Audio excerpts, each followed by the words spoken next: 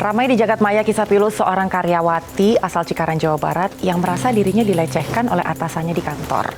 Jadi karyawati ini kerap kali mendapatkan ajakan staycation dari atasannya demi kontrak kerjanya diperpanjang.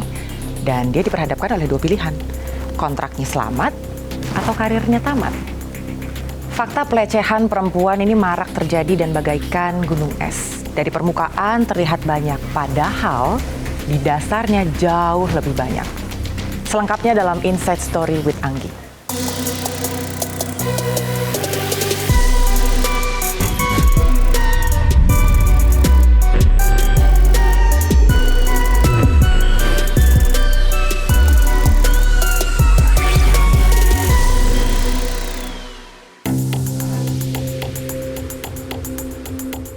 Viral di media sosial gadis berinisial AD dengan usia 24 tahun yang diminta mengundurkan diri dari posisinya sebagai operator suatu pabrik di Cikarang, Jawa Barat karena menolak ajakan pergi berdua dengan atasannya. Padahal perpanjangan kontrak kerja kedua yang seharusnya ia dapatkan 13 Mei ini sudah ada, namun akhirnya dibatalkan secara sepihak. Sungguh memalukan. Seseorang memanfaatkan relasi kuasa terhadap anak buah untuk kepuasan nafsu pribadi. Bukan hanya kontrak kerja yang tidak diperpanjang, nomor WhatsApp pun diblokir supaya tidak ada akses komunikasi ke sang pimpinan. Kasus ini pun menjadi sorotan netizen yang mempertanyakan di mana peran Kementerian Tenaga Kerja menyikapi kasus ini. Kita tidak tutup mata, tutup telinga. Kita malah merespon cepat, ya kan? Dan saya diperintahkan oleh Ibu Menteri segera melakukan investigasi dengan memerintahkan tim pengawas, ya Dirjen Pengawasan kita untuk langsung melakukan investigasi ke lapangan. Dan sanksinya nanti apa, Pak? Ketika ya, sanksinya pertama kalau untuk orangnya sendiri ada sanksi pidana. Betul. Tapi untuk perusahaannya ya kita juga, saya akan mengusulkan sanksi berat. Sanksi beratnya mungkin pencabutan izin, ya kan? Biar ada efek jera.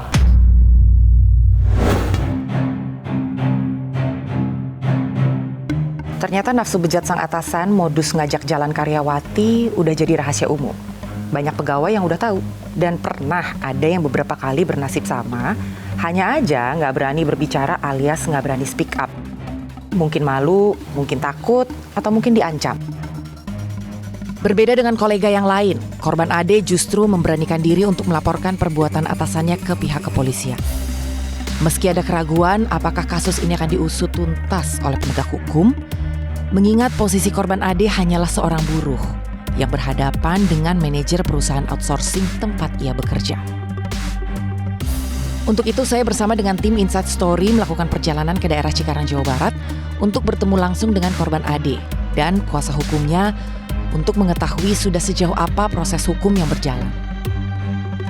Saya sebelumnya sempat mengajak Wakil Menteri Tenaga Kerja untuk ikut menemui korban Ade agar kasus ini tidak hanya sebatas ramai di media saja, tapi juga memberikan solusi pada korban dan sanksi bagi pelaku. Oh, Pak Wamennya bisa? Oh, siap Mas, siap. Berarti kita langsung ketemunya di Cikarangnya.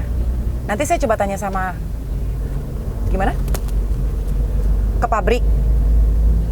Siap. Oh, nanti ke pabriknya sama-sama. Tapi kita udah di jalan, Mas.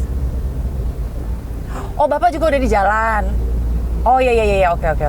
Ketemu di rest area kilometer 19. Oke. Siap, Mas. Oke, Mas. Makasih, Mas, ya. Emang rezeki anak soleh, ya kan? Jadi ternyata teman-teman Pak Wamen bersedia untuk turun bareng ke lokasi. Jadi ini kita sekarang ke kilometer 19 dulu. Kita ketemunya di situ dulu.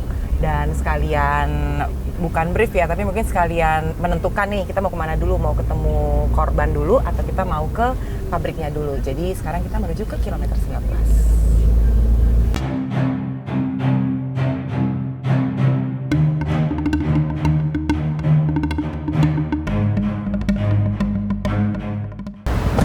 Oke, ada-ada aja ya.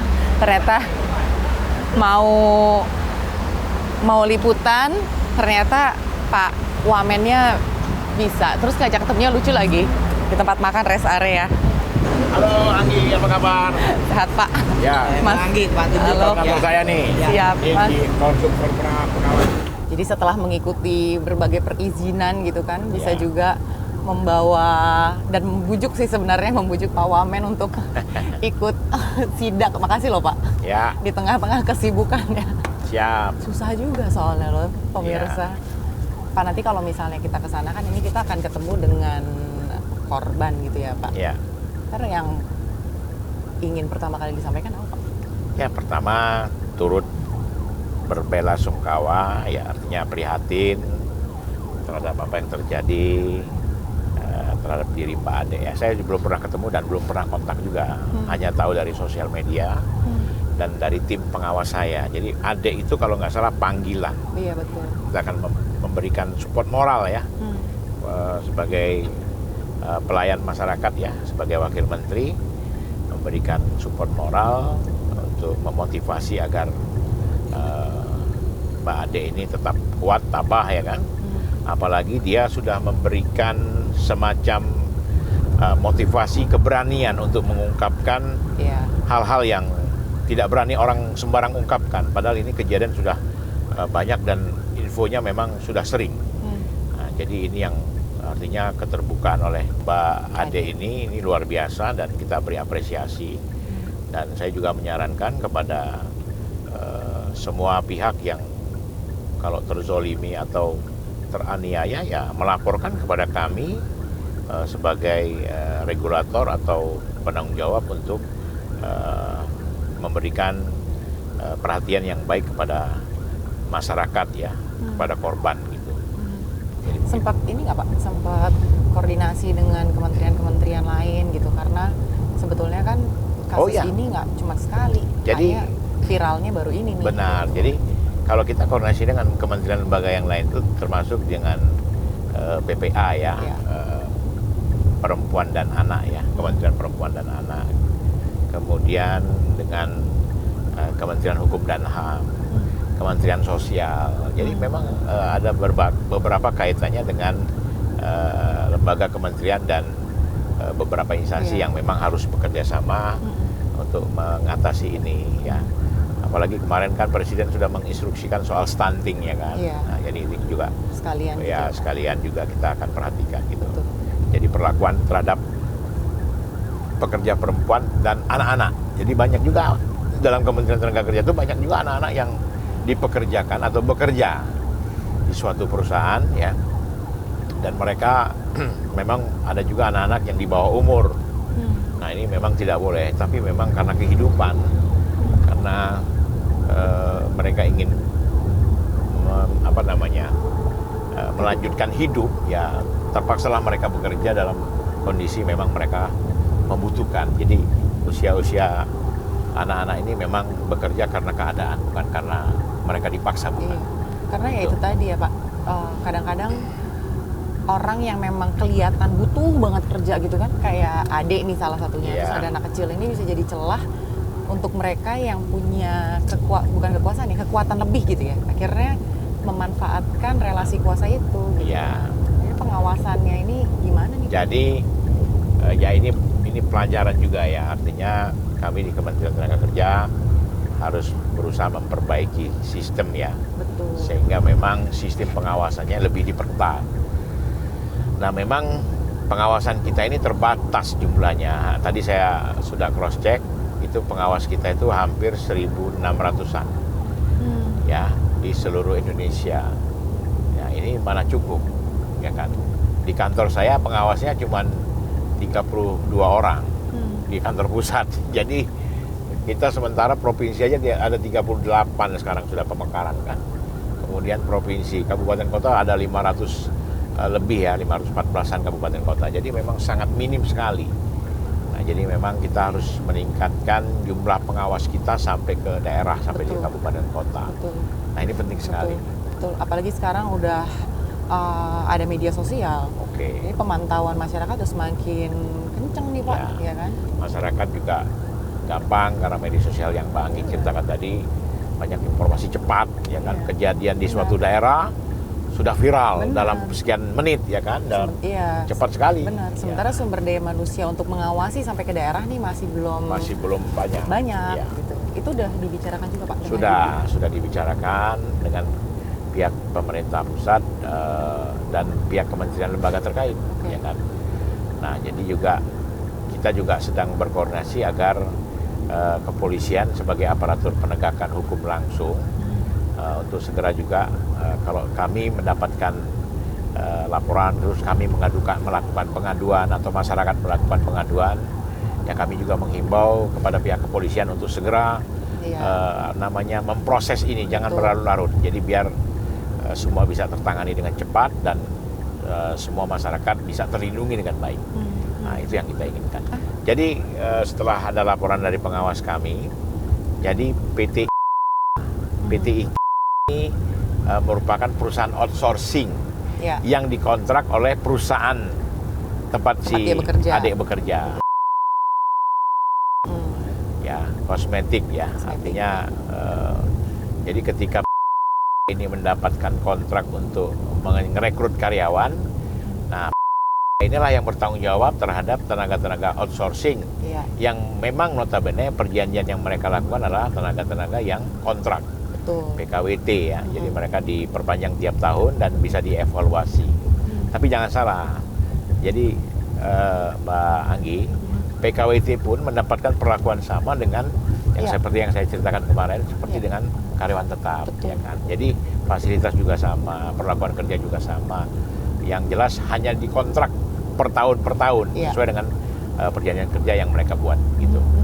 Iya, ini juga mudah-mudahan lagi, makanya balik lagi mudah-mudahan nih memungkinkan untuk kami dari media, karena kan takutnya ada privacy atau segala macam yang terbatas gitu kan. Kita juga pengen tahu nih pada saat memilihkan karyawan gitu, komunikasinya gimana nih dengan perusahaan di sebelah sana gitu kan, kita juga perlu tahu nih. Ini makanya investigasi langsung oleh Pak Wamen nih teman-teman sekalian. Ya, saya juga ingin agar perusahaan yang mengontrak PT IK, kalau PT IK-nya mencoreng nama baik perusahaan tersebut, ya diputus kontrak aja. Jadi dua-duanya kena gitu Pak maksudnya? Ya, intinya yang terutama kena itu adalah PT IK yang membuat outsourcing tadi. Nah, sementara perusahaan yang memberikan kontrak nanti kita akan kasih peringatan atau kita akan kasih teguran keras agar besok berhati-hati dalam melakukan atau membuat kontrak dengan perusahaan-perusahaan tertentu untuk melakukan rekrutmen kontrak kerja karyawan gitu. Sehingga perusahaan lain pun akan lebih waspada juga. Betul. Ya, jadi ada efek. Ada kontrolnya. Iya, ada kontrol dan ada efek jerak kalau tadi ada sanksi.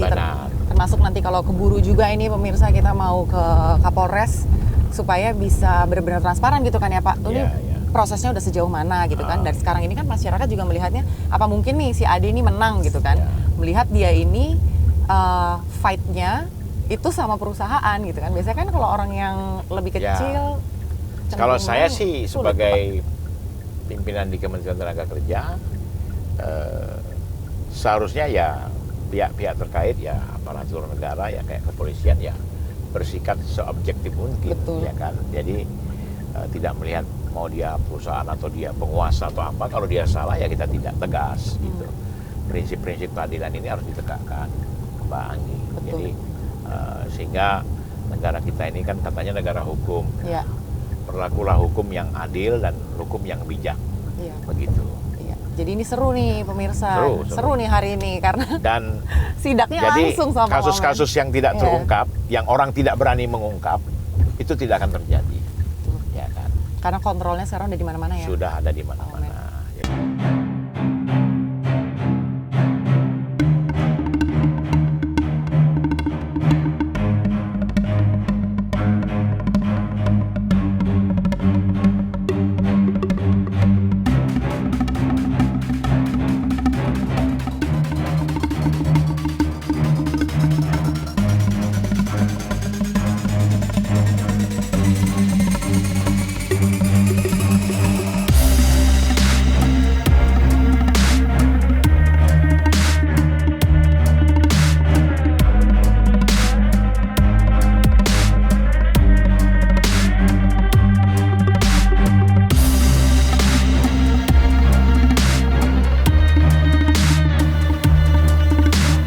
Assalamualaikum, Mas.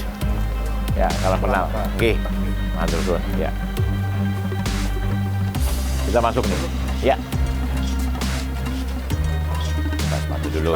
Wah, ajak boleh. Kalau banyak sepatu yang di sini kita harus buka. Iya. Ini kantor kita nih, Mas. Iya.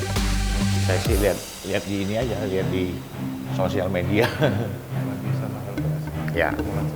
Nggak apa-apa. LPSK-nya siapa? Pak siapa? Pak siapa? Hah? Andre.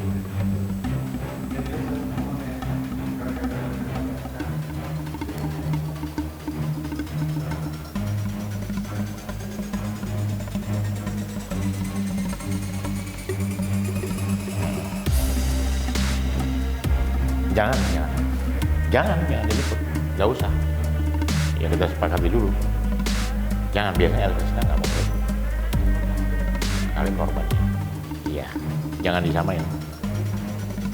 Tinggalin.